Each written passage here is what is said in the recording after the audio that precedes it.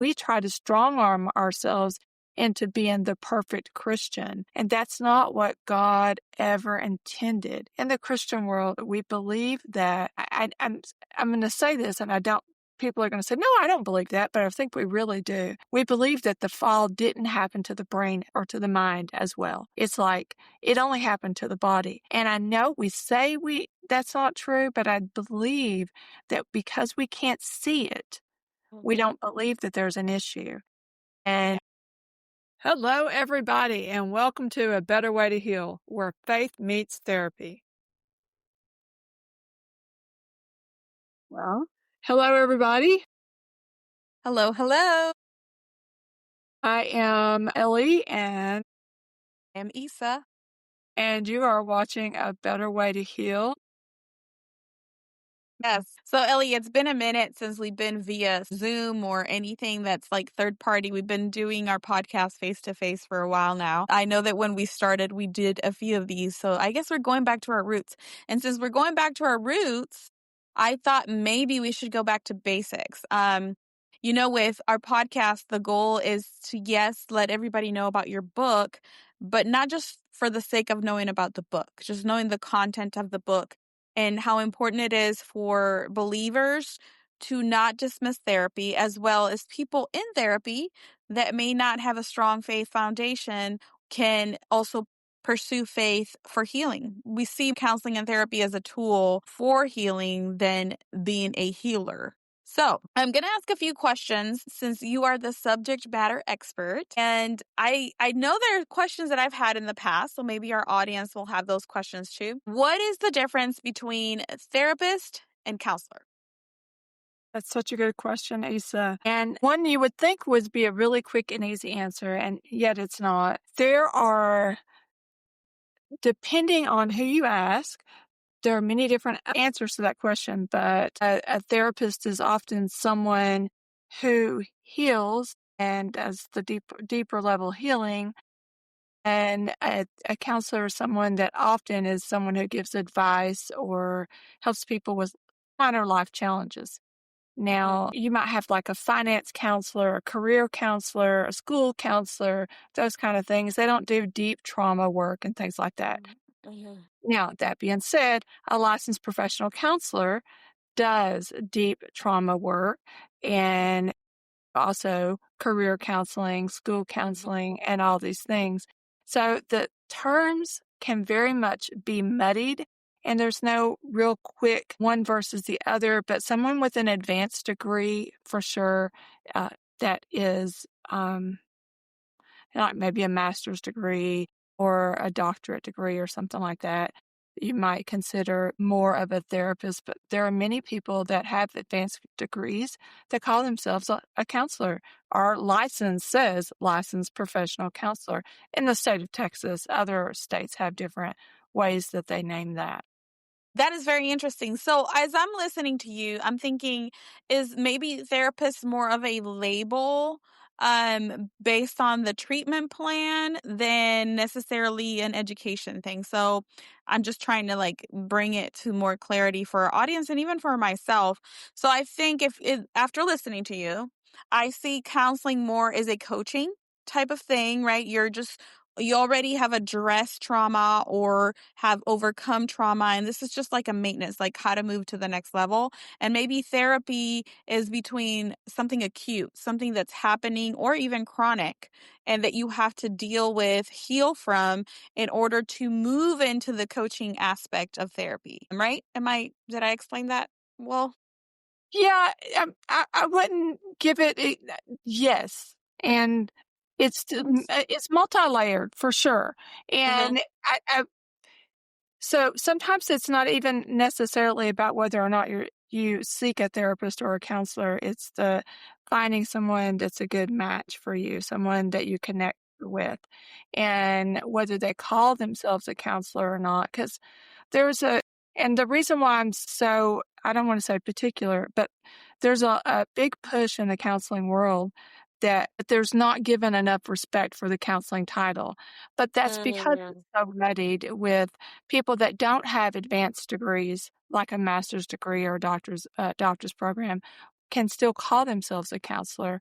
So it is an education level. I mean, think about going to physical therapy. Mhm. There's different levels of that, even a physical therapist versus maybe an assistant or something like that. So Mhm. there's different levels, but yes, there Mhm. is definitely, you can go to a counselor for trauma work if Mhm. they're licensed properly. Gotcha. Understand. So there's a mixture of education and the actual treatment that in relationship between client, counselor, therapist. Yes. Okay, very interesting. And sometimes it's about semantics too. I think sometimes we become very familiar with certain terms and that's what we use because counseling can even be referred to a lawyer. Lawyer is a counselor. So it's a very interesting thing. I guess the broader term of counseling can make it confusing when you're talking about psychology and therapy. The important thing is we should all have a counselor. Why do you believe it's a good thing for people to do maintenance for mental health, whether you have been diagnosed with any behavioral health or mental illness at all, just as a human privilege? Well, I think that sometimes we can get very set in our ways, and the people around us, our husbands, our wives, our children, our parents, our friends, they cannot always see your blind spots. And we all walk through life with biases. There's no way around that. Mhm. However, Yes, absolutely. And I think about it as in this way as well. If you're in a marriage, let's talk about marriage. Marriage counseling is something that's very big. That's more common, I believe, in churches and more ingrained than mental health per se. And I don't necessarily feel like they are equipped to handle what I have to say. So here enters a therapist or a licensed counselor and you are able to unpack all those things and be able to present them to that spouse at some point because the idea is healing. The idea is that at some point I can sit down and talk about this because a lot of times that process of unpacking comes with a lot of junk. A lot of junk that is not even part of the beginning. It's just stuff that has accumulated there. It's a lot for somebody to carry. So if you unpack it with somebody that has no skin in the game, it's a lot easier to be completely honest, completely vulnerable, and even be able to walk through those emotions instead of verbal, and I'm going to say verbal diarrhea, right? On yeah. people that can make them sick. Yeah. I think a lot of times that as we're unpacking with a therapist, they can see things that we don't see, those blind spots, like I said. And it really helps them when the therapist kind of helps them understand why they have those blind spots and why they have those stuck points. And it's really developing that sense of awareness of what's going on, why their body reacts the way that it does. It helps give them language so that Yeah. they can and then work any kind of relationship, marriage relationship, or anything else like that out in a deeper level because they understand what's going on internally. I don't even understand why I react every time my wife wants to look at a house. I don't understand why I'm reacting that way. And then Mhm. when you come to find out that there was insecurity as a child in the housing situations, you understand, or you start to understand why. And sometimes a therapist can help you find that Yeah. reasoning. So, And I yeah. like how you said it, find the words to then be able to express that in a healthy way. And because sometimes all we have is our body signs, our anxiety, our reactions, and there's no verbal way of expressing it. So, yes. So, my other question is as a faith based therapist, a licensed counselor, we keep on going back with the terms, but how do you believe that your tools, your treatments, your substitutes prayer, faith? Do you believe that it's a substitute to your faith?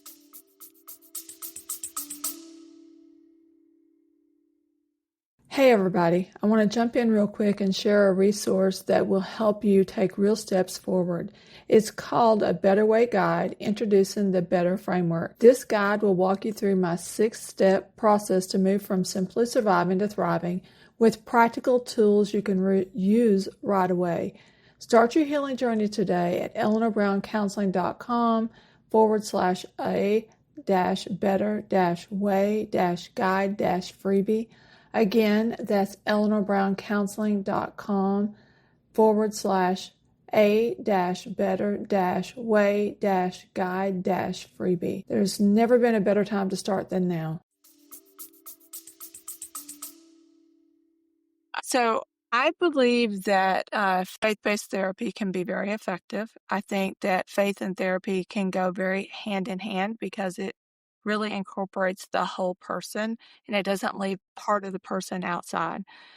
Research stated that people that have a connection with a higher power, for me, my higher power is God. Identify as a Christian.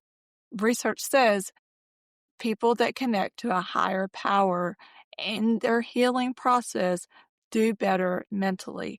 So there's that because you're incorporating all of who you are in the therapeutic process. It's like, here, let me take part of my brokenness, leave it outside the door, and then I'll come in and fix this part and then pick that up on the way out.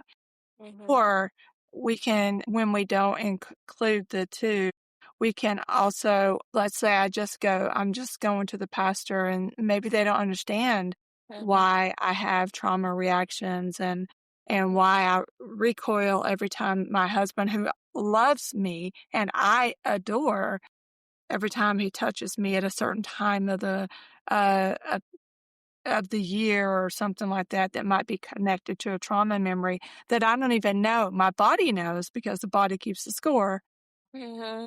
I might not even understand that. So really bringing the faith and the therapy together into the therapy into a safe space, clients tend to do better. Yeah. Think about, there are therapists that will sometimes dismiss a client's faith, and then it's left the person feeling like, well, maybe I'm putting too much faith in this X, Y, or Z, whether that is God or you know, and it causes fractures there in the healing process, and they don't heal properly because now they're faced with another issue. Yes, yes. So it doesn't, based on what you said, it doesn't replace it for you. It's a complementary thing. And I see it from my side, right? Because I like to focus on the faith side since I don't have the training or the counseling education. But I see it more as kind of helping you to know what to pray for. So, for instance, when Jesus was with the disciples and they had walked with him, and mind you, these were men that the Torah was read in front of them. They went to synagogue. They had all the religion, right? And they were walking with Jesus and they would watch Jesus pray. And one day they said, Jesus, teach us how to pray. So I see this as being therapy when you're trying to unpack all of the symptoms from your emotions, your triggers, and your therapist helps you give it words and understand it and meaning. Now you can go to the throne and pray very specifically. And I am not saying that when we pray out of faith and say, God, just heal me from this or help me understand this, that he doesn't answer. That is not what I am saying. I do know that for me, it comes with answers. It comes with like, this is because of this. So it's a different type of unpacking. And sometimes people's wounds are so deep and so severe, they can't even make themselves pray. So when you're able to verbalize it, then I can tell Lord, help me forgive the person that abused me. Like you can verbalize this. Help me. It's unforgiveness that's hurting me. So help me forgive. Sometimes trauma is so deep, you don't even realize that what you're actually grappling with is unforgiveness at times. And I'm not saying always, I'm just giving an example. Sometimes you don't even remember it because you were a child. And going through therapy kind of helps you. Actually, your parents were narcissistic. You don't have a name for it. Oh, I'm like, oh, so this is what's happening. Okay, help me forgive them. Help me then understand them. Help me see them from different eyes. And also see your own part.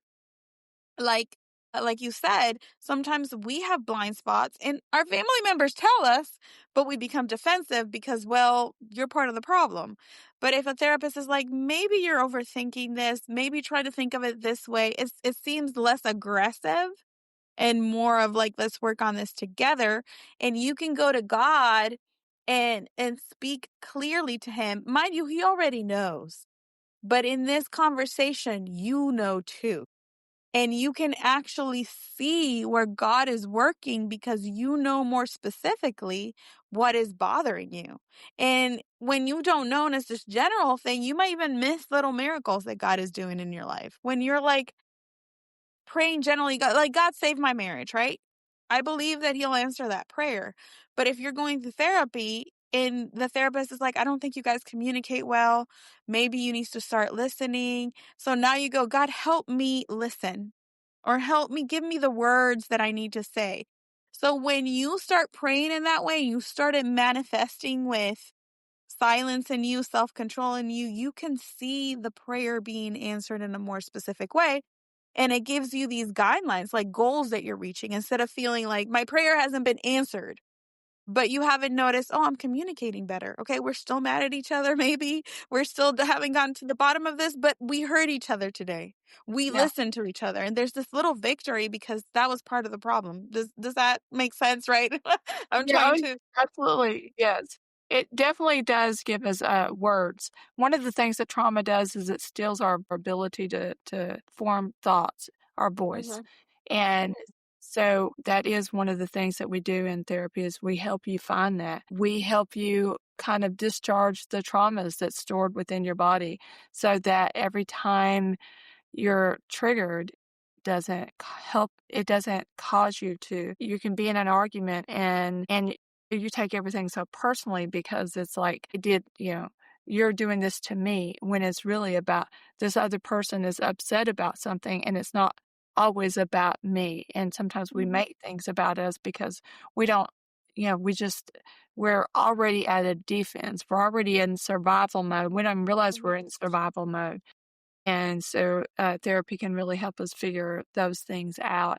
And we start working on us so that we're healthier and so that we can recognize and learn how to set healthy boundaries and learn how to have healthy communication. All of these things are so very vital to relationships, marriage relationships, with your children, with your parents. Mhm. It's just very important to have healthy relationship skills.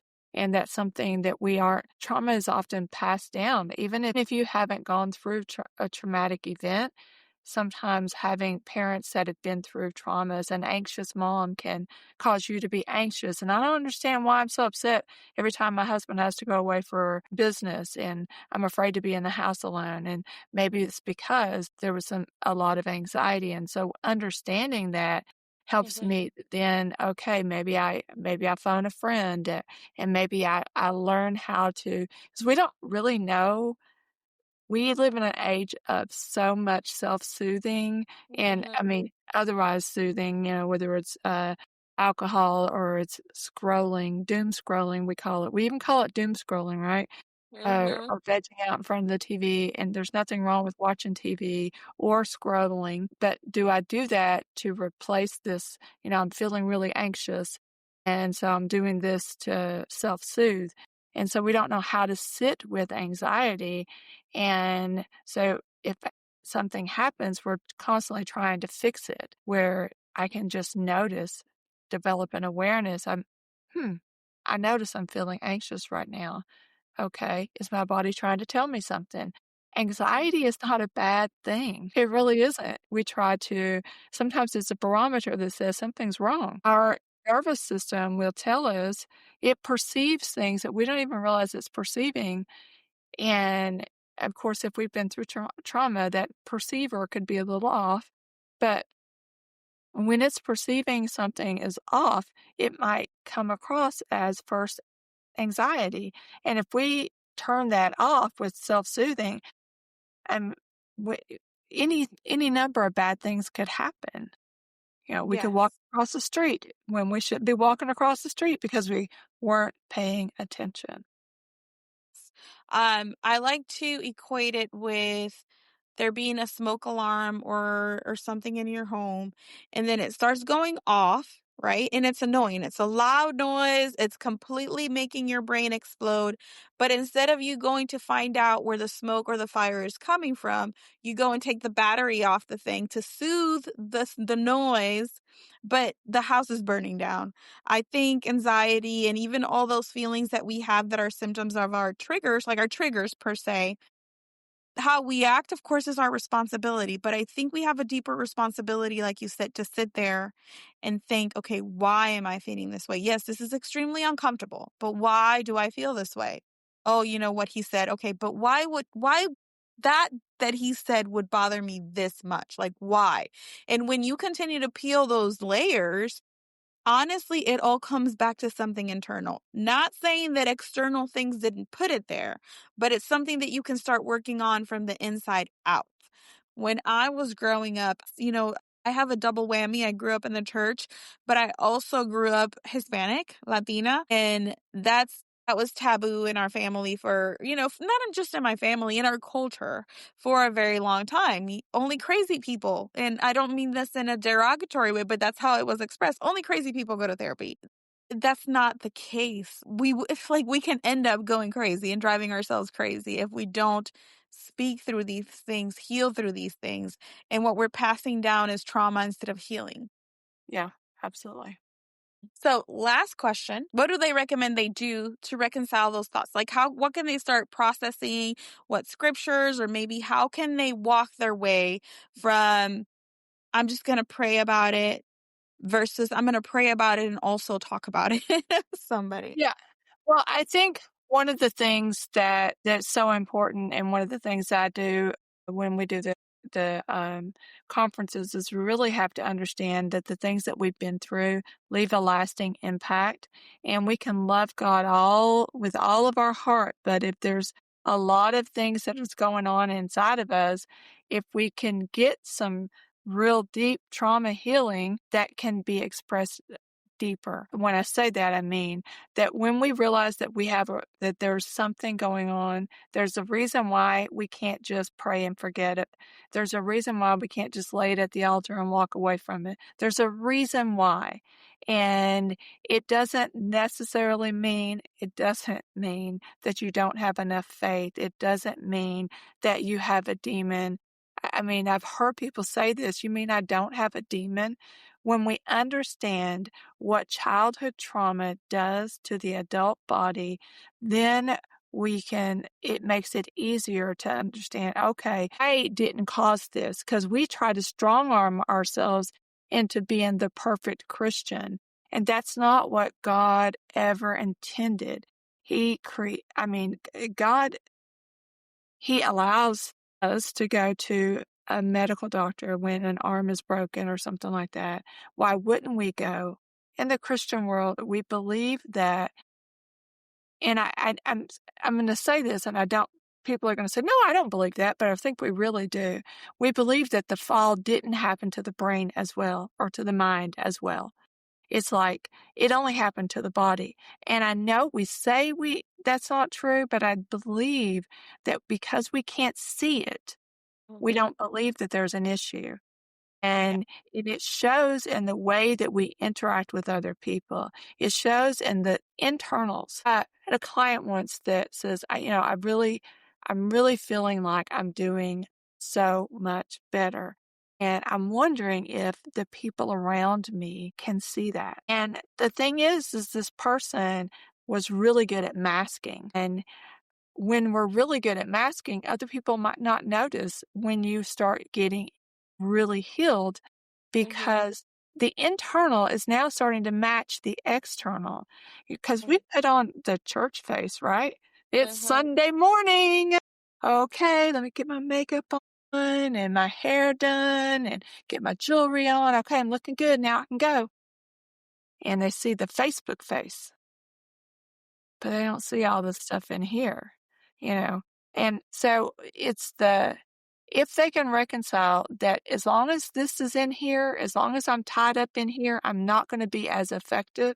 I'm not going to be at the top of the game. The game being, we are put here to be representations of Christ. And how can we do that effectively?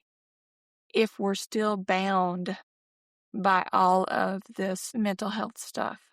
If we can just get to a level of healing, if we can just figure out what it is that is, because everybody is different. We've all been through different things, but we've all been through things. We've all been through things. And whether we hide it internally or whether we've truly dealt with it. And some people truly have, and they've been through horrendous things. And that's great. Help somebody else. Yeah. People can free people, but we have a responsibility to be the best version of ourselves that we can be. And if you know better, do better. Yeah.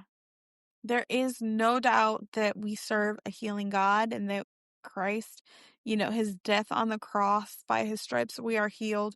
But there's many instances in scripture in which action goes hand in hand with faith.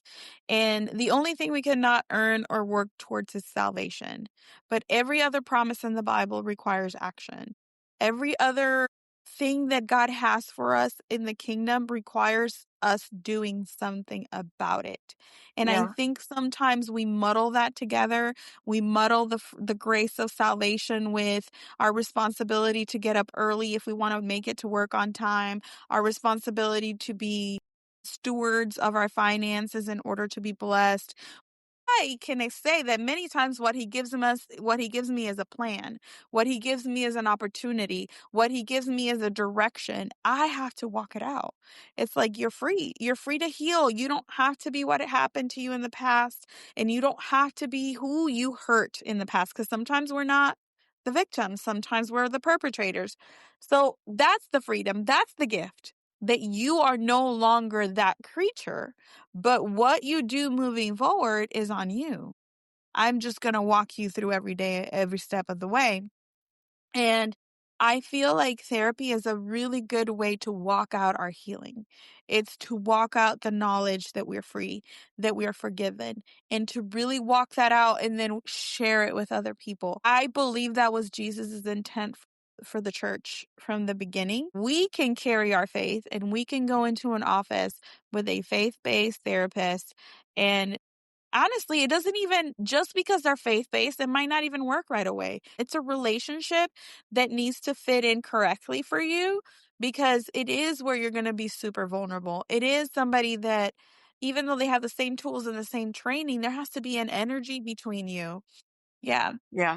Something that reminded me, so in school, and I found this to be true, and I didn't believe it at the time, that the 80% of the indicators that somebody is actually going to do improve in their mental health is 80% the relationship with the therapist. And they could be, what one might consider the worst therapist in the world. Mhm. And it's about the relationship between the therapist and the client. And there's just, it's not always the right fit. Some people go to 2 or 3 or 4 different counselors before they find the right one, the right fit. And some people, they find the right one and the right away, and you just never know. Always just be sensitive. We pray that God will take us to the right doctor, right? When we're struggling with something. If we had cancer, I wouldn't say, let me just call, any counselor, any doctor, that'll be good. Now, I want an oncologist, right? I want somebody who treats that. So if you've had trauma, you want a trauma therapist. And if they're faith-based, that's great. I will say that I don't think they have to be faith-based, but you want somebody that's going to respect your faith and Correct. somebody who's going to allow it to be in the room. So, I am faith-based, and there are clients that don't want that, and that's okay. And I honor that and I respect that, because it's about the therapeutic relationship. Yeah. In my book, the first one that I wrote, A Better Way, it talks about the very basic, if we don't meet people's very basic needs, we're talking about the Maslow's hierarchy of needs, then James is like, you can't witness to people if they're hungry. And it's very biblical that we are to meet one another's needs. According to our faith and according to our gifting. Absolutely. Yes, absolutely. So, I think that's very important to always remember that there's different things that we can do to meet each other's needs or to meet the needs that we have that gifting. And for me, that gifting is to help people find a deeper level of healing, to bring awareness to what has happened to them and how that's impacting them today, and really walk into a deeper level of who they are. It's one of the things I really feel like it gets that has helped me, and I know it's helped a lot of my clients, is really after kind of unpacking all of this stuff and understanding why these things are how they are and learning those skills, but also learning who I am, my identity. And when I learned that, the word talks about standing firm. We can do that more when we're sure of what we believe. And Correct. part of that is understanding who we are. Yes. Yes.